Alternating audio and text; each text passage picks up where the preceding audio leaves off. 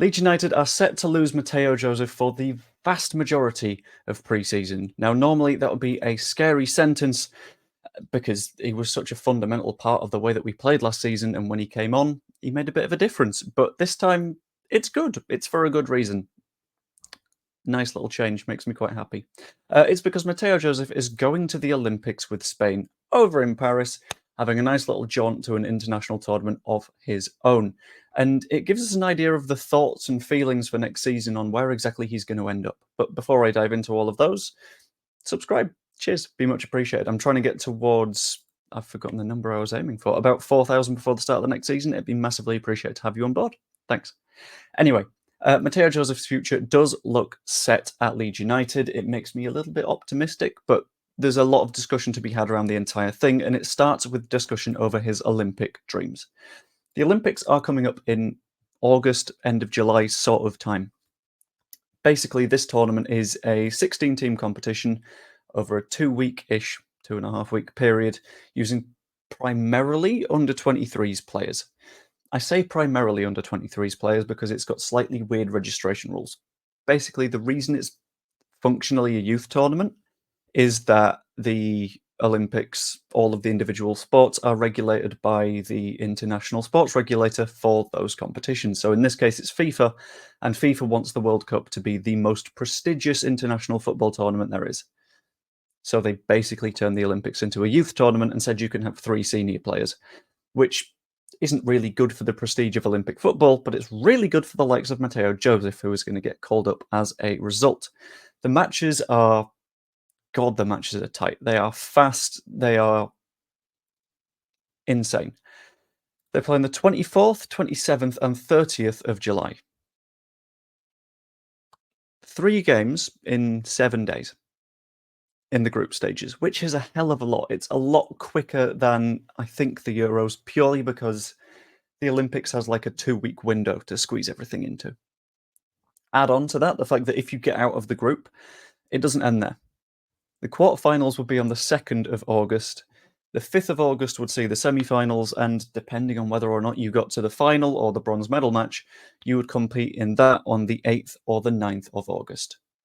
Now, that's fantastic. That, in my opinion, means that looking at the quality of the squads that are going to be going and the teams that are going, it might be quite good for Mateo Joseph. Because I'm having a quick look at all the squads that have been invited now to the men's competition. Uzbekistan, Spain, Argentina, Morocco, Egypt, the Dominican Republic, Guinea, New Zealand, Japan, Paraguay, Iraq, Ukraine, Mali, Israel, France, and the US. It's not the strongest. And in my opinion, it means that Spain have a very, very, very good chance of getting themselves a medal here, which would be nice for Mateo, but then again, if he's playing a medal match on the 8th or 9th of August, the EFL season starts on the 10th and 11th, which isn't good. That's a very quick turnaround, and he will struggle to make it back in time to even be at a game, never mind train, do pre-season, get ready to get in the squad. And I've seen some people talk about transfer concerns for Mateo Joseph, and in my opinion, these are non-existent. There is absolutely no chance that Mateo Joseph goes out on a transfer, or even on loan, because in my opinion, he very, very, very, very clearly has a role to play at Leeds United. And the reason I've come to this sort of conclusion is because compare him to another youth player that came in at roughly the same time. Compare him with Sonny Perkins, for example. Sonny Perkins was in the youth side, looked quite good, couldn't break into the senior squad, so he went out on loan, and he couldn't break into their senior squad either. Presumably, and we've heard rumours of this because of potential attitude issues, that's why he pushed his way out of West Ham, because he wanted more first-team football. If he's the sort of person that's forcing his way out of teams because he's not getting football, and then he keeps not getting football, maybe not the kind of player to have around a first-team squad, whereas Mateo Joseph has always got his head down and pushed and done his best, and in my opinion, we will see him a lot more next season.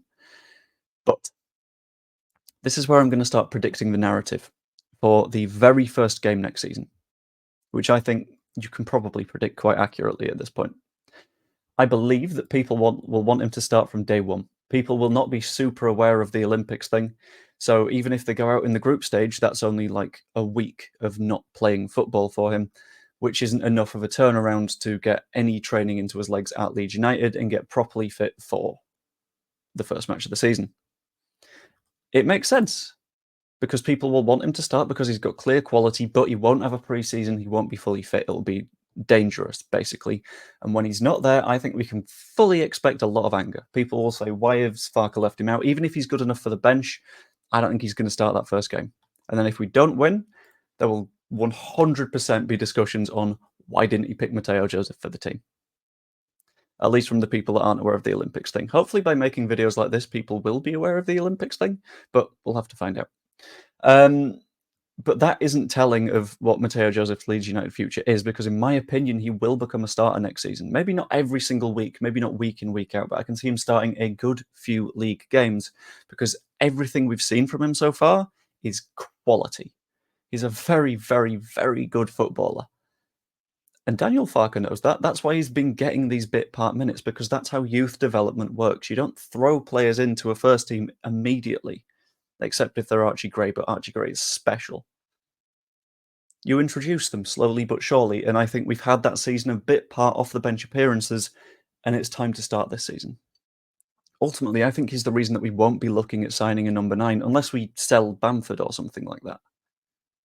But we don't need to sign a 9 to start, because I genuinely think Mateo is in the position to do so right now. Because not only does he sort of have quality, but he provides something that in one combined package that we don't really have. He provides that hunger and energy of Patrick Bamford in his pressing, in his aggression, in the fact that he's always chasing what to do next and trying to improve in his performance. But at the same time, he has that clinical end product. His shooting is spectacular, and in terms of positioning, he's also shooting from really dangerous areas constantly. At the end of the day, I think a very, very decisive year is awaiting Mateo Joseph. What happens in this coming year will decide which direction his career goes in. I think he starts a lot of games, I think he scores a lot of goals, and I think he pushes on really effectively. If we get promoted, I can maybe even see him starting in the Premier League if he has a good enough season this year. But we'll have to see. But ultimately, I kind of want to know what you think. What do you think both on the Mateo Joseph thing and on like Olympic football? I think Olympic football is in such a weird place where it needs to decide what it is, but that's sort of FIFA's fault. Like the video if you enjoyed, subscribe if you're not yet. Again, help me push on towards that new goal. And yeah, I will see you later. Oh shit, England play today. I wonder if England international striker Patrick Bamford's in the conversation to start. Wonder if we'll win. I don't know. I hope we win. Am I that bothered? Yeah, sod it. It's coming on. I'm recording this right before I do a live stream about my Euros predictions as well. That's fun. This has gone wittering for a while. I'm sorry. Right, see you later.